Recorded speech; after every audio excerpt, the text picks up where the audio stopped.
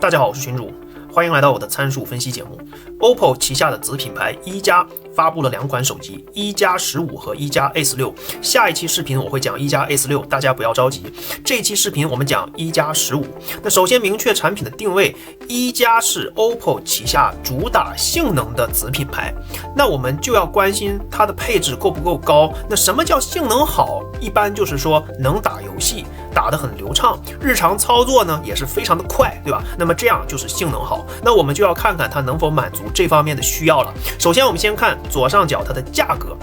从这个价位段我们现在不难看出各品牌的一个子品牌，他们现在的价格呢，比如说最高配16+1T 已经可以摸到高端旗舰的门槛了也就是说今年的各个子品牌其实价格都是往上走了。所以我们就不要局限于它是什么系列，它是什么品牌，我们就看这个价位段的配置能否满足消费者的需求。那最低配是12+256还行3999起步，这些是没有补贴的价格。那它的选择也挺多的，12+512，甚至还有16+256的选项。那由于呢，它这个高低配的价格跨度还挺大的，我就把12+256挂到评论区的置顶，然后你们喜欢什么颜色，需要什么配置都可以自己选，我只是方便你们直达。那价格呢，我们就说到这里。首先我们先看机器外观的部分。本节目没有任何赞助，请认准正版的阳光使者。我们先看一下右边是上一代的一个1+13T，所以说我们不难发现，左边这个1+15在设计语言上其实是有延续的，对吧？1+13T呢就有点小比较简洁的这种外观，那么1+15相当于在外观上把1+13T给放大了。那其实这个13T 出来的时候呢，大家其实就反映它的外观设计挺好的比较简约，也不会显得土，对吧？它是比较迎合年轻人的审美的。那么1+15它的这个设计其实也挺有新鲜感的为什么呢？因为一众的大方块和大圆圈大家已经看得够的了，那么这样的一个造型出来之后呢，确实会让人有一点眼前一亮的感觉。而且呢，它并没有添加乱七八糟的元素，整体是非常简洁的，是吧？那么首先我们看到了3个颜色呢材质略有不同。首先呢，这个黑色和紫色它俩都是 AG 玻璃的后盖，那么这有一个沙色就是这个沙丘的沙它是一个玻纤的后盖，它俩其实是不一样的那么 AG 玻璃呢稍微重一点，稍微厚一丢丢那这玻纤材质呢也是略微轻一点。那如果你想买这3个颜色当中最轻薄的，那你就选这个沙色，它是玻纤的后盖。那如果你想挑一个最深邃最低调的颜色，你就挑这个黑色，因为这张图片可能看不出来，这一次1+15的黑色做的非常深沉就是非常的黑，一体感是非常强的就好像看到以前的那些手机，就是很多年前的那些特别纯黑色的那种感觉。那么这一次1+15给到这样的一个外观，其实是蛮不错的一个颜色虽然说黑色大家已经看得很普遍了，但是它能把黑色做得非常的深，也是挺好看的就觉得非常有质感那紫色呢，从这张图片其实也看不出来，它是有一点点闪亮的感觉的。虽然它也是 AG 玻璃，都是不沾指纹的工艺，但是这个紫色会张扬一些，因为它比较亮堂然后这3个颜色呢，无论是背盖还是金属中框的部分呢，都是做了磨砂的工艺的它不容易沾指纹。我们发现今年的这些手机其实都不沾指纹了都做了一些磨砂的这样的工艺，而且有很多机器都是用的 AG 玻璃还有玻纤的材质。好，颜色呢外观就说到这里那么侧边它还有一个那个 AI 按键其实 OPPO 做的这个 AI 闪记功能挺好用的，是吧？就是说用一个实体的按键让大家习惯了去这样一个操作其实也能够保证一定的用户粘性，而且它这个功能确实方便，是吧？你不管你是用来截屏，包括你说直接调响铃和震动因为一加最早的时候大家还记不记得，有些老用户可能记得它有一个3段式的那个拨片，对吧？那后来呢，考虑到物理的结构，就全都改成了这种按键的模式那我觉得这个按键其实还是很方便的。其实我觉得这样设计产品的思路是正确的，为什么呢？因为曾经有一阵子就说，哎呀，这个开孔越少越好，这个物理机械的结构越少越好，是吧？就显得高级了。但是现在大家发现有些功能又加回来了，对吧？这些按键加回来，还是要出于用户体验的角度去设计产品，把该有的按键给到你的话，它是能提升效率的，是吧？那么这一点给个好评吧。我对于1+15的外观质感和包括这个按键，我是非常满意的。我觉得它这个新颖的外观呢，确实能够促进人的去购买有促进购买的欲望。好，那么我们看核心配置的部分。屏幕采用的是京东方6.78英寸的一个大屏幕，它是一个纯直屏，没有任何微曲面。用的是一块京东方 X3 的一个发光材料，它是 LTPO 支持 AOD 息屏长显的这样一块屏幕，所以说基本上我们对这块京东方的屏幕素质不用过多的担心，因为本来这2年一加所采用的屏幕都没有用过特别低规格的，而且呢，它这次京东方的屏幕还有所升级啊，还加强了这个暗光的体验，比如说最低是1尼特吧，虽然说别的品牌也有啊，但是京东方的屏幕现在不都挺好的吗？所以基本上对这块屏幕的显示效果不用过多的担心，450的 PPI Full HD 加，也就是所谓 1.5K 的分辨率，而且支持 P3 的一个色域。那么有一点我注意到不错的是什么呢？它每一个屏幕呢都有出厂校色，那么出厂校色意味着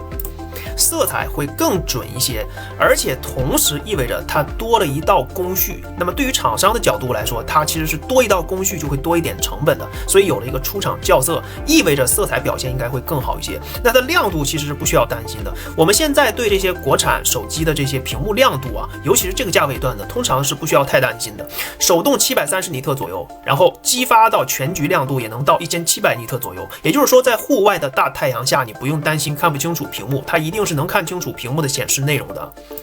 那有了一个前后的双环境光啊，双环境光的一个传感器，也能够自动识别一个亮度啊，这些都是没有问题的。那么官方其实在重点宣传的时候呢，着重强调了165赫兹的高刷新率啊，就是说这个屏幕最高可以支持到165赫兹的刷新率，那么确实是非常的高。可能有的人会问了，这个东西是不是噱头？165赫兹，我们现在120赫兹都已经够了呀，为什么165赫兹啊？真的有用吗？我负责任的告诉大家，这个东西啊，肯定是越高越好的啊，越高刷新率，打游戏什么的，就确实是更爽、更跟手。因为我不知道大家看这个视频的观众啊，有没有注意到电脑165赫兹都算低的了，现在都是240赫兹、300赫兹的屏幕，是吧？那手机呢，可能也会考虑到功耗，考虑到其他的因素，它目前呢做到的是165赫兹。那官方呢，其实也给了一行小字，我给大家粘贴了上来，1到120赫兹的智能切换，也就是所谓 LTPO 那个水平啊，部分场景最高支持165赫兹。那么这个部分场景，我认为主要是在打游戏上。那我觉得其实这样也挺好，为什么呢？平时操作120赫兹已经妥妥够了，那么在打游戏的时候切换到高刷新率的模式的话，会增强游戏的体验和跟手度。那么这样做的话，一定程度上会节约耗电。为什么呢？因为从目前的这些技术上来讲，到之前一些从120赫兹开始，到目前为止到165赫兹了，屏幕功耗的问题现在还没有一个特别好的解决方案。如果说你长期一直保持165赫兹高刷新率的话，那这块屏幕会比平时的那些所谓90赫兹啦、120赫兹啦或者 Promotion 那样的啊，会稍微耗电的啊。那么电池的耗电量就会变大的话，所以平时就用120赫兹是比较稳妥，打游戏切换到165赫兹会增强游戏的体验啊。那么这是我觉得这块屏幕的刷新率的一个利用率是这样用的啊，是比较好的。那么超声波指纹采用了一个汇顶的方案，轻触即开啊。那么我们已经注意到，今年这些3、4千啊往上这个价位段的，通通都是超声波指纹啊，快普及了这个东西。好，说完了屏幕呢，说一下扬声器。这一次1+15没有用上边音量小、下面音量大的这种规格，它用的是上下对称式音量一样大的扬声器啊，1510这么一个规格。那其实呢，它确实是这个在听感上，因为是两边声音一样大嘛，会选得更均匀一些。但实际上这个1510规格的扬声器规格并没有很高啊，大家明白这个意思就行了。那听感上怎么说呢？没有什么毛病，但也不会说就特别的强，明白我意思吧？这个东西吧，它是相对的，要看跟谁比，就是放在平均水平里面的话，它绝对算比较不错的一个水平。你绝对不会认为这个扬声器听着很垃圾啊，那是不会的。但是你要说跟特别高的那些规格比的话，它也比不过啊，大概这么一个水平还行啊，给到一个对称式一模一样的一个扬声器。那我认为，如果是一个3000来块钱的手机的话，做到这个水平是可以接受的。那这是它外放的效果，和它的竞争对手相比呢，还需要再努力啊。那3个麦克风它是上边一个麦克风，下边2个麦克风，它没有在摄像头那个位置加一个麦克风，它是这样的一种排布。虽然不是那种前后都有的，但是这个数量上是没什么问题的，3个麦克风。那这台手机就不是那种主打录像收音的这个机器，可能还是更多的注重性能上的表现了。好，接着往下看，那核心性能3件套的部分啊，8 Gen 5的骁龙8至尊啊，那么这是最新一代的 SoC， 是非常强大的，这个是不需要担心的。然后 UFS 4.1 LPDDR5X 也都是没有任何问题的。那么需要区别的地方是，12G 运存的版本是9600的频率，16G 是10667，就是1万多的这样的一个频率。那这个规格是我特地去问的，因为一开始宣传的时候，它只说这个10667这个频率啊。那么12G 运存的版本是9600的，但其实日常的体验当中呢，不会有特别明显的感知，因为它都是 LPDDR5X 的这么一个规格。它只要没有达到 LPDDR6X 没有升级到那个程度不会有太大的一个感知但是确实是规格上是有所差别的。那马达呢是0816的一个马达，那这个震动马达呢当然不是最大的，但是要比最小的好很多这个不需要担心。其实它的震感只要它调得好的话，还是能给到一个不错的震动效果的。那么接下来它这个价位段给到一个 5G 速率的 USB 3的接口那如果你对这个数据传输比较在意的话那它这个数据传输的速度还是比那种 USB 2.0 快很多的那它的触控 IC 用的是新思触控。那官方在宣传的时候他们叫灵犀触控芯那其实这个就是灵犀的一个算法其实只是一个算法，然后起了个名字，它就叫灵犀触控芯了。那本质上呢，还是在这个新思触控的这个触控 IC 芯片上基础上做了一些算法上的优化来进行适配。所以到目前为止，我们可以发现骁龙8 Elite Gen 5最新一代的骁龙8至尊，加上165赫兹的超高刷新率的屏幕，加上新思触控，加上一加为了新思触控调的一个算法的话，那我估计在一些高帧率游戏下的表现，那么这台1+15应该是能打游戏打得不错的那我觉得在这个游戏体验上，我认为给的还算是到位的，因为毕竟性能3件套该给的都是给到的。而且呢，这里官方呢做出一个比较不错的一个升级它的陀螺仪进行了一个升级，最高支持200赫兹的一个采样率。那么在有些游戏，比如说你要开枪射击啦什么狙击啦，然后对狙啦什么的，就在这些开枪射击的游戏里面，它可能会给到一个更稳定的一个触控体验。那这个陀螺仪呢，其实有的陀螺仪呢规格就比较低，因为它灵敏度比较差。那么这个陀螺仪呢，估计是灵敏度是比较高的好，然后请看右边这个 G2 电竞网络芯片，这个你就理解为一个信号放大器就可以了它不是什么特别高规格的东西。因为每家手机呢都说自己信号增强是吧？什么各种小芯片好吧，接着往下看关键的地方，电池跟之前也是不太一样的它是一个双电芯120瓦的一个有线充电支持50瓦无线充电，而且它支持旁路充电也可以边充边玩，减少电池的发热和损耗。那么今年我们发现很多这个价位段的手机已经很少用双电芯120瓦的快充了，往往用的都是100瓦或者100瓦之内的单电芯，充电速度呢会慢一些，但是呢那些单电芯的电池往往呢那些硅碳负极的硅含量也挺高，然后呢它的密度会比较高。那么这个双电芯7300毫安时的电池呢，充电速度很快，但是电池的密度没有特别高只是等效7300毫安时的一个电池。那虽说呢不是单电芯双电芯，但是它充电速度快，也是一个不错的体验。为什么呢？因为你们发现了没有，那些用单电芯的电池，其实它们完全充满是要8-9-10分钟的有的70多分钟，有的80分钟，有的甚至到1个半小时。那么这个采用双电芯的7300毫安时呢，40分钟就显示100%了，完全充满，也就是所谓加上涓流充电的时间，也就是55分钟。那基本上你平时充电1个小时之内，它是完全充满的，40分钟就能显示100%。那它这个120瓦快充确实是功率给的很高的，你基本上还是不用担心这个手机的续航问题的它一天充一次也没有什么电量的焦虑。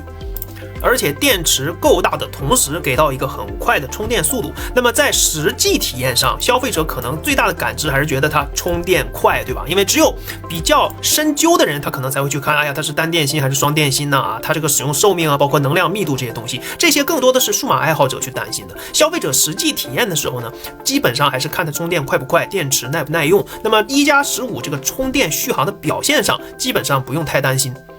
但是呢，我想给一加15或者说给欧加公司提一个小建议，就是说既然啊你们这个一加手机经常宣传打游戏这件事情，那这个旁路充电以后如果能把这个充电口放在横边中间这个位置就更好了。也就是说最好以后还能再给一加手机加上一个侧边的充电口，2个充电口的话，那旁路充电打游戏的时候效果就会更好。因为你现在只有一个充电口在侧边嘛，是吧？很多游戏平板是2个充电口，这样的话手是不会碰到那个充电线的，对吧？当然了，你放在这个一加15手机上是没有什么问题的，但是如果你未来还是走这个游戏的路线的话，我建议啊，在横边这里啊，最好再加一个充电口，旁路充电就更爽了，是吧？那么这是一个小建议。好，那么续航就说到这里。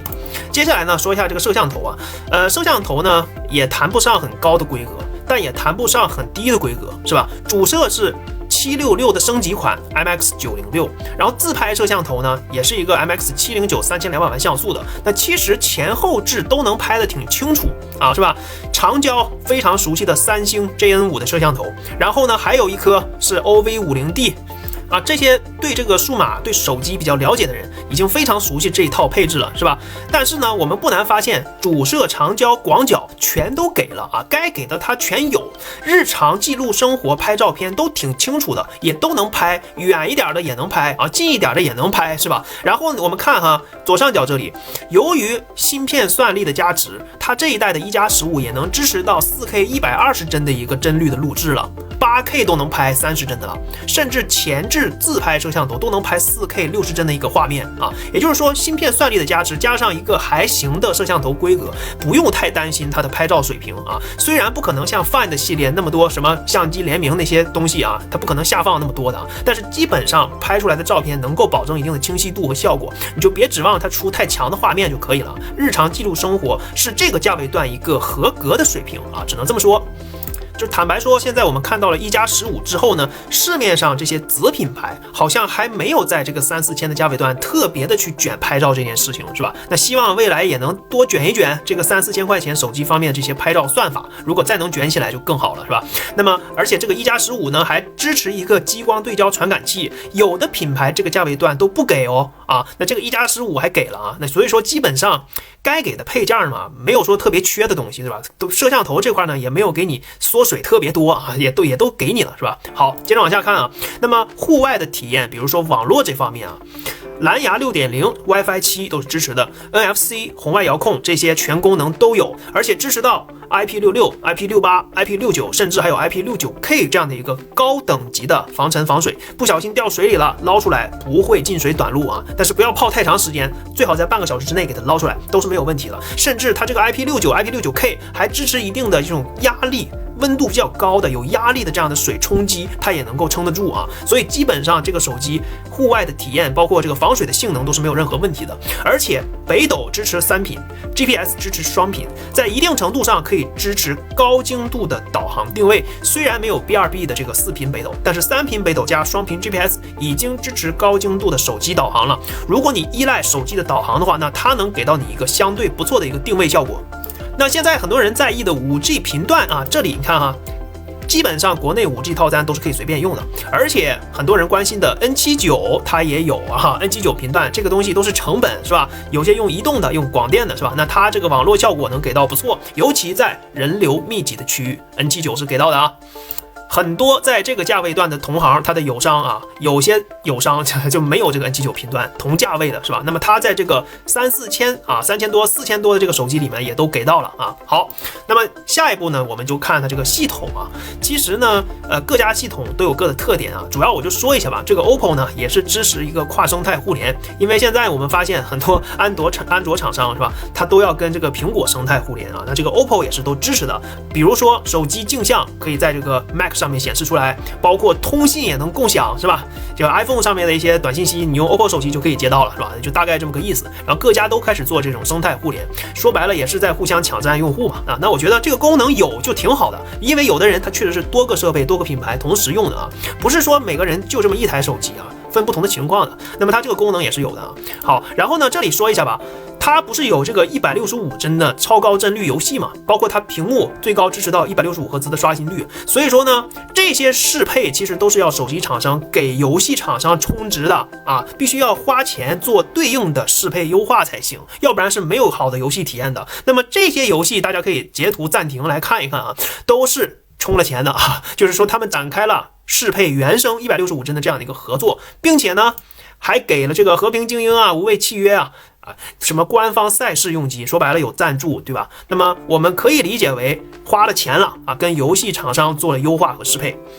那我认为这个方向是对的，厂商肯下本，那消费者买到这个手机，用户就可以用到一个打游戏畅快的手机，对吧？人家做了优化，人家肯做这个东西，是吧？那就是成本。所以说很多人讲，哎呀，大家都是方案整合商，那什么叫方案整合啊？那不仅仅买了一堆零件组装起来就是方案整合啊，要有适配和优化的，跟软件厂商也要做这些东西啊，那么这才是整套的方案整合，是吧？那么1+15它的配置基本上就说完了啊。那我觉得12+256可能对有一些存照片呀什么的存的不多的人来说也够用。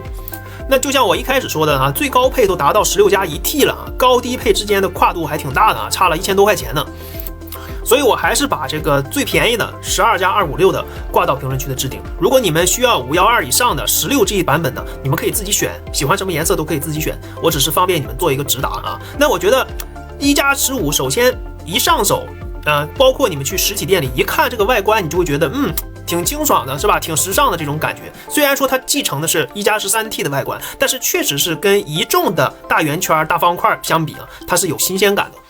然后结合它的核心性能，比如说打游戏的这个体验上，确实给到一个不错的配置的话，那么它其实有一部分受众群是喜欢这样的一种手机的。你们有没有发现这个1+15它的配置有一点点像它一开始在海外闯出名堂的那种配置，是吧？就是说核心性能我会给你满的，速度一定要快，游戏体验一定要爽，那其他的配置呢可能各有取舍。摄像头呢也能拍清楚，但不用给特别高的规格，是吧？只不过现如今啊，咱们国内的消费者、手机爱好者对这些产品的要求已经越来越高了。那你们认为这个价位段，这个1+15有没有性价比？配置如何呢？那希望大家可以多多点赞，多多关注。这期视频如果对你们有帮助的话，那就最好了。我们下期视频再见。